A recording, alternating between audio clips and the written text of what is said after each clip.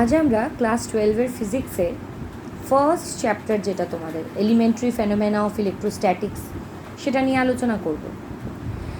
বিষয় হচ্ছে আমরা ইলেকট্রোস্ট্যাটিক্স কথাটা যখন বলছি তখন তার মধ্যে দেখো দুটো আলাদা পার্ট প্রনাউন্স করা যায় বা সিলেবল ইউজ করা যায়, একটা হচ্ছে ইলেকট্রো, একটা হচ্ছে স্ট্যাটিক্স। ইলেকট্রো শব্দটা শুনলে ইলেকট্রনের কথা মনে পড়ে। স্ট্যাটিক্স মানে আমরা সবাই জানি রেস্ট, একটা এমন স্টেট যেখানে স্থির বিষয়টা রয়েছে, কিপিং ইন রেস্ট। তাহলে যেখানে ইলেকট্রনসরা স্থির রয়েছে, যখন আমরা এরকম ইলেকট্রন নিয়ে কথা বলবো যারা স্থির রয়েছে, তখনই আমরা কথা বলছি ইলেকট্রোস্ট্যাটিক্সের। ঠিক আছে, এইবার এই ইলেকট্রোস্ট্যাটিক্স যখন আমরা বলছি, ফার্স্ট যেটা মাথায় আমাদের স্ট্রাইক করে, why are we going to study about electrostatics. আমরা কি আদৌ কোথাও দেখেছি ইলেকট্রোস্ট্যাটিক্স কোনো ঘটনায় যেটা ইলেকট্রোস্ট্যাটিক্সের কোনো ঘটনা আমরা দেখেছি?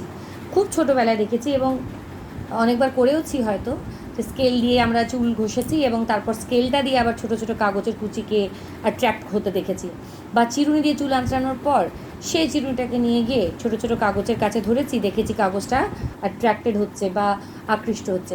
তার এই যে ঘটনাটা যে তুমি দেখেছো, এটাও একটা ফেনোমেনা যেটা ইলেকট্রোস্ট্যাটিক্সের সঙ্গে রিলেটেড। ঠিক আছে, এইখানে তোমার যে চিরুনিটা রয়েছে বা তোমার যে স্কেলটা তুমি ইউজ করেছো, সেটা কিন্তু একটা ইলেকট্রিফাইড অবজেক্ট। ওর একটা বিশেষ ধর্ম জন্ম নিয়েছে, ওর একটা প্রপার্টিও গেন করেছে। কি প্রপার্টি? অন্য কোনো পার্টিকেল বা অন্য কোনো বস্তুকে অ্যাট্রাক্ট করার একটা প্রপার্টি সে অ্যাকোয়ার করেছে। কেন অ্যাকোয়ার করেছে, কীভাবে অ্যাকোয়ার করেছে? অ্যাকোয়ার করেছে তখনই যখন তুমি চিরুনিটা চুল দিয়ে চালিয়েছো, অর্থাৎ একটা কিন্তু ফ্রিকশনাল ফোর্স ওর উপর অ্যাপ্লাই করেছিলে তুমি, মানে ঘষেছিলে। চিরুনি হোক, স্কেল হোক, সেটাকে তুমি চুল জাতীয় জিনিস দিয়ে ঘষেছিলে। এরমই দেখা যায় কাঁচ সিল্ক দিয়ে ঘষলে বা এবোনাইটকে ফার দিয়ে ঘষলে, প্রত্যেকে এই প্রপার্টিটা অ্যাকোয়ার করে। ঠিক আছে, তাহলে প্রত্যেকে কি হয়ে যাচ্ছে? ইলেকট্রিফাইড হয়ে যাচ্ছে। কথাটা তো বুঝলাম যে ইলেকট্রিফাইড হয়ে যাওয়া, এবং যে প্রসেসটা আমরা দেখলাম, by rubbing of the body with some other substance, it's gaining a property to attract some other thing. কোনো একটা বস্তুকে অন্য একটা বস্তুর সঙ্গে ঘর্ষণ করিয়ে তাকে একটা ধর্ম আমরা দিয়ে দিচ্ছি। কিসের ধর্ম? সে যেন অন্য একটা বস্তুকে আকর্ষণ করতে পারে। এইটাকে বলা হয় ইলেকট্রিফিকেশন। এই যে প্রপার্টিটা তুমি গেইন করালে ফ্রিকশন অ্যাপ্লাই করে, এটাকে বলা হয় ইলেকট্রিফিকেশন।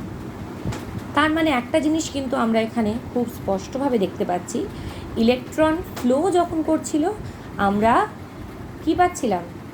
একটা ইলেকট্রন যখন একটা বদ্ধ পথে, মানে সার্কিটে বলতে পারো বা ক্লোজড পাথে যখন ফ্লো করে, উই সে কারেন্ট ফ্লো করছে, কারেন্ট ইলেকট্রিসিটি পাচ্ছি, তাই না? এই ক্ষেত্রে আমাদের ইলেকট্রনসরা ফ্লো করছে না, তাই আমরা পেলাম ইলেকট্রোস্ট্যাটিক্স। তার উদাহরণ আমরা কিন্তু দেখতে পেয়ে গেলাম, এক্সাম্পল আমরা পেয়ে গেলাম। তাহলে প্রথমেই দেখো একটা জিনিস এখানে খুব important, charges which are at rest. সেই চার্জেসগুলো আসছে কোথা থেকে? What are those charges?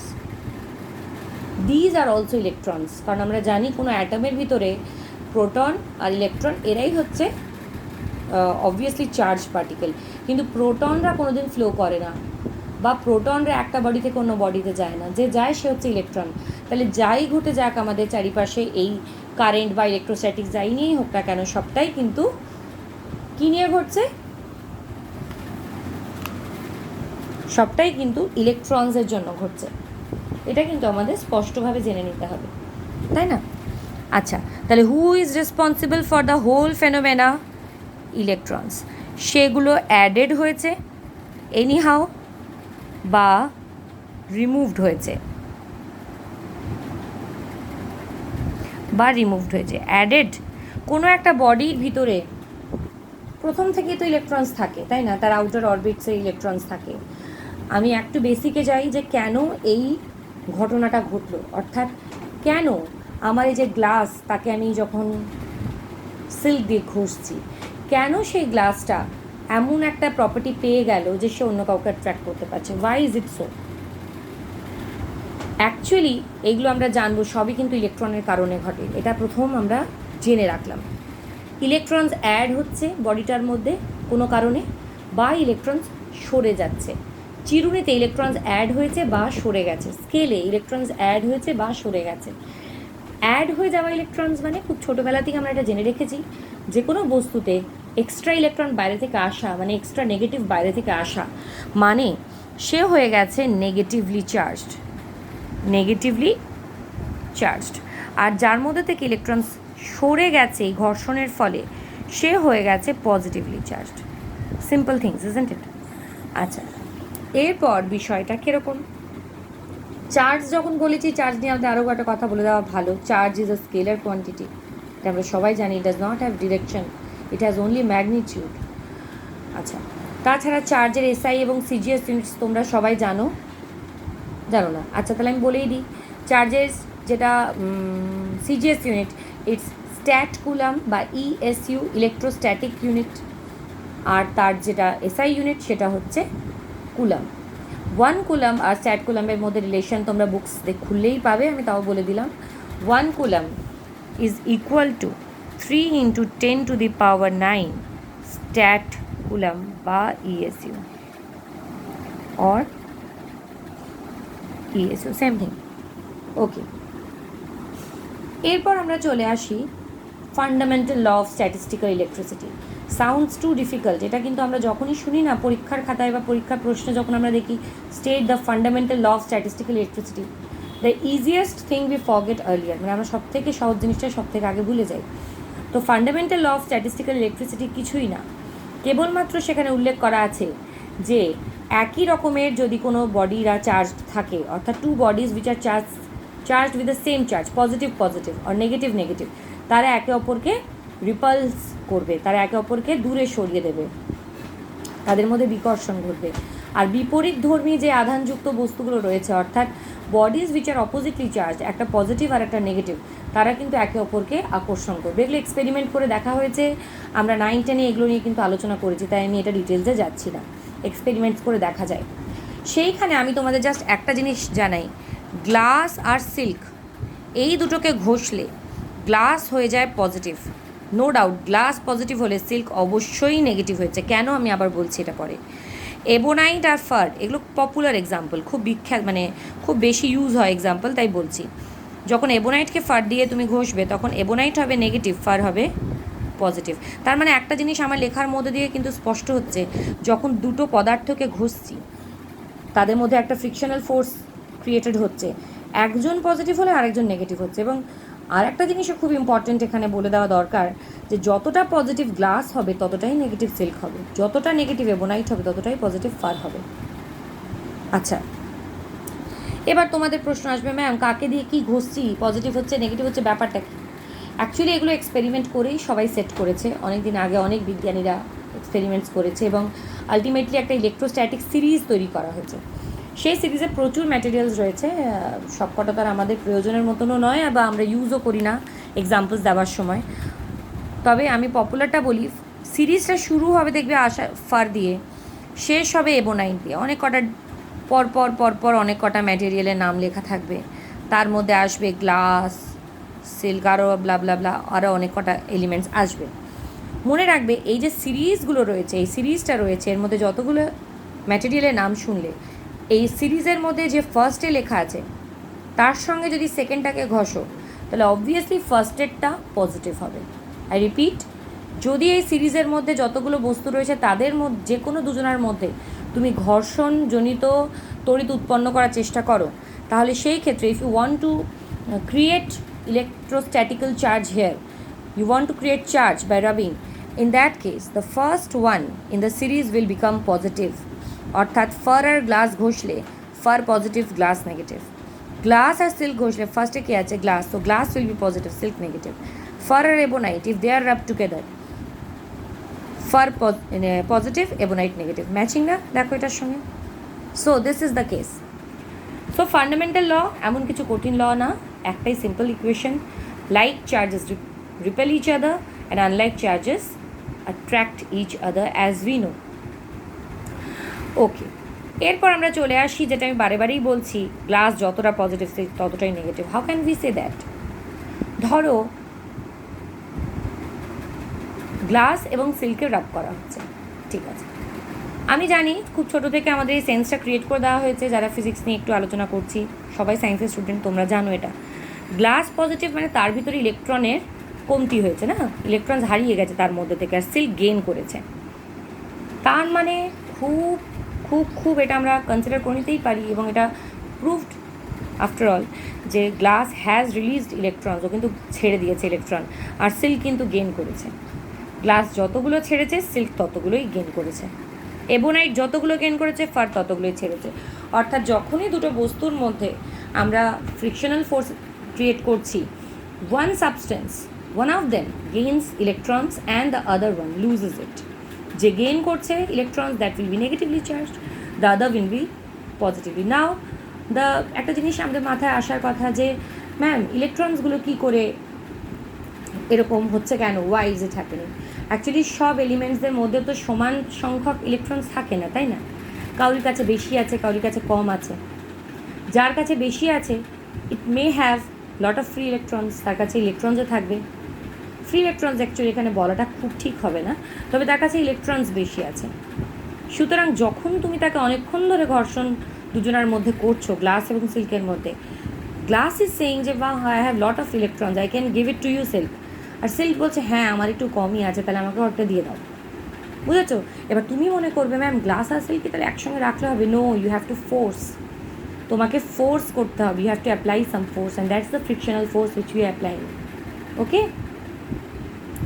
এবোনাইটের ফারের ক্ষেত্রেও তাই, এবোনাইটের কাছে ইলেকট্রনস কম ছিল, ফারের কাছে বেশি থাকে, অর্থাৎ তার কাছে ইলেকট্রনের সংখ্যা বেশি।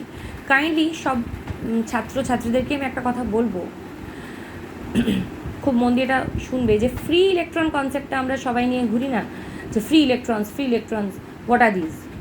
ঠিক আছে, এই কনসেপ্টটা কিন্তু খুব ক্লিয়ার রাখবে। ফ্রি ইলেকট্রনস মানে সেই ইলেকট্রনগুলো যারা শেলসে আছে, কিন্তু তাদের নিউক্লিয়াসের প্রোটনের সঙ্গে আকর্ষণ বলটা ক্ষীণ, they are loosely bound. Okay, free electrons means they are loosely bound those substances. এবার এইখানে চলে আসি যে ইলেকট্রনস তাহলে আদান প্রদান হলো, দো সাবস্টেন্সেস, আমি পরে বলছি ওই বিষয়টাকে নিয়ে আমি কী বলতে চাইছিলাম তোমাদের। আচ্ছা, তাহলে আজকে আমরা যে যে জিনিস শিখলাম, যে we are very accustom to the word electrification, আমরা অলরেডি দেখেছি, এটা নতুন কোনো ঘটনা নয়, তাই তো? এটা আমরা একদম পাল্লে বেঁধে নিলাম। Fundamental law of statistical electricity আমরা জেনে নিলাম, আমরা জানলাম যে একটা সিরিজ আছে, যে সিরিজ অনুযায়ী উই ক্যান ফাইন্ড আউট কোন বডিটা পজিটিভ হবে কখন কার সঙ্গে ঘষলে। আচ্ছা, আরেকটা জিনিস খুব ইম্পর্ট্যান্ট আমি বলি এখানে, রিপালশন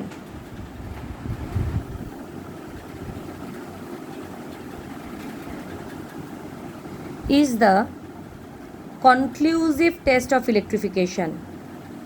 কনক্লুসিভ টেস্ট, বা আমরা এটাকে শিওরেরও বলেছি অনেক জায়গায়, শিওরের টেস্ট অফ ইলেকট্রিফিকেশন, অর্থাৎ কোনো বডি ইলেকট্রিফাইড কি না, তার মধ্যে আধান আছে কি না, সেটা কিভাবে বোঝা যাবে? ধরো দুটো বডি, দুটোই পজিটিভ, তাদেরকে কাছাকাছি আনলে দুজনে একে অপরকে রিপেল করবে, বিকর্ষণ করবে। বিকর্ষণটা দেখে আমি বুঝতে পারবো তাহলে তো দুজনাই একই চার্জে আহিত, তারা দুজনাই একই আধানে আহিত, বা আমরা বলতে পারি they are having the same charges, positive আর নেগেটিভ। যাকে দুজনাই তাহলে চার্জড, এটা আমি কনফিউশন করতে পারলাম। কিন্তু আমি দুটো বডিজ নিয়ে এলাম এবং দেখলাম যে তারা একে অপরকে আকর্ষণ করছে, দে আর অ্যাট্রাক্টিং ইচ আদার। তাই যদি আমি দেখি দে আর অ্যাট্রাক্টিং ইচ আদার, তাহলে ভেবে দেখো দুটো ঘটনা হতে পারে। এক হতে পারে এদের মধ্যে একজন পজিটিভ একজন নেগেটিভ, আর একটা কেস হতে পারে যে একজন ইলেকট্রিফাইড, অর্থাৎ একজনের মধ্যে চার্জ রয়েছে, আর একজন কিন্তু ইলেকট্রিফাইড নয়। হতে পারে তো এটা, যেমন চিরুনি এবং কাগজের ক্ষেত্রে ছিল, কাগজে তো কোনো চার্জ ছিল না, তাই না? তার মানে অ্যাট্রাকশন দেখলে তুমি কিন্তু শিওর হতে পারবে না যে দুটোই বডি চার্জড। একটা চার্জ ফর শিওর, কিন্তু দুটোই যে চার্জ তুমি কিন্তু বলতে পারবে না। বা কোনো একটা বডি অন্য কোনো বডিকে অ্যাট্রাক্ট করছে, তার মানে তোমার হাতে যেটা আছে সেটাই যে চার্জড বডি তা কিন্তু নয়, নাও হতে পারে। বাট রিপালশন দেখলে ফর শিওর দুটো বডি কিন্তু charged. So we say that repulsion is the conclusive or surer test of electrification. এবার থিওরিতে আমি যেটা বলছিলাম তোমাদের, যে এই যে পজিটিভ নেগেটিভ হয়ে যাওয়া, এবং যখন তুমি গেইন করছো electrons, it is due to the rubbing. Okay, আরেকটা জিনিস আমি লাস্ট অফ অল আজকের ক্লাসের এন্ডিং নোট হিসেবে দিয়ে রাখি, যে দ্য চার্জ ইজ কোয়ান্টাইজড, খুব ভারী শব্দ একটা, কোয়ান্টাইজড। কোয়ান্টাইজড মানে নির্দিষ্ট কোয়ান্টিটি, ছোট্ট ছোট্ট প্যাকেট হিসেবে থাকা। অর্থাৎ চার্জ আমরা জানি প্রত্যেকে ইলেকট্রনই কিন্তু হারাচ্ছে বা ইলেকট্রনিক গেইনস হচ্ছে। তার মানে তুমি কি 1.5খানা ইলেকট্রন কাউকে দিতে পারবে? No, it can't be conducted from one to other. So তোমাকে দিতে হলে একটা ইলেকট্রন বা দুটো ইলেকট্রন বা তিনটে ইলেকট্রন বা সো অন, যত খুশি ইলেকট্রন দিতে পারো। So it will be a multiple of the charge of electron. This is called quantisation, মানে একটা particular quantity, that is the minimum. এরপরে যখনই নেওয়া দেওয়া হবে ওই কোয়ান্টিটির মাল্টিপল হিসেবে হবে, ওই কোয়ান্টিটির গুণিতক হিসেবে হবে। অর্থাৎ এখানে ইলেকট্রনের চার্জ ই, সেটাকে যদি আমরা স্ট্যান্ডার্ড ধরে নিই, সেটাকে আমরা স্ট্যান্ডার্ড ধরবো, সেটার যখনই নেওয়া দেওয়া হবে তখন এই ইলেকট্রিক চার্জ, এই ইলেকট্রনিক চার্জের মাল্টিপলস হবে। 1 ইলেকট্রনিক চার্জ হতে পারে, 2 ইলেকট্রনিক চার্জ হতে পারে। ঠিক আছে, আজকে এত দূরই আমরা একদম বেসিকে এসেছি এবং আশা করি তোমরা খুব মন দিয়ে চ্যাপ্টারটা রিডিং করবে। Physics is a very very easy subject according to me. আমার ভীষণ মনে হয় যে ফিজিক্স কিন্তু খুব সহজ একটা সাবজেক্ট। থিওরি যদি ক্লিয়ার রাখো, কোনো জায়গায় তোমার অঙ্ক সমাধান করতে অসুবিধা হবে না। আমি রেগুলার এখানে আপডেট দেবো, ফ্রিকুয়েন্টলি, অ্যাট রেগুলার ফ্রিকুয়েন্সি। তোমরা ফলো করো, কোনো ডাউটস হলে ইউ ক্যান কমেন্ট। আর দ্বিতীয়ত হচ্ছে আমি কিন্তু চ্যাপ্টার ওয়াইজই এগোবো এবং এরপর গাণিতিক যে বিষয়গুলো সেগুলো নিয়েও কিন্তু এখানে আলোচনা করবো। ওকে, দ্যাটস অল ফর টুডে।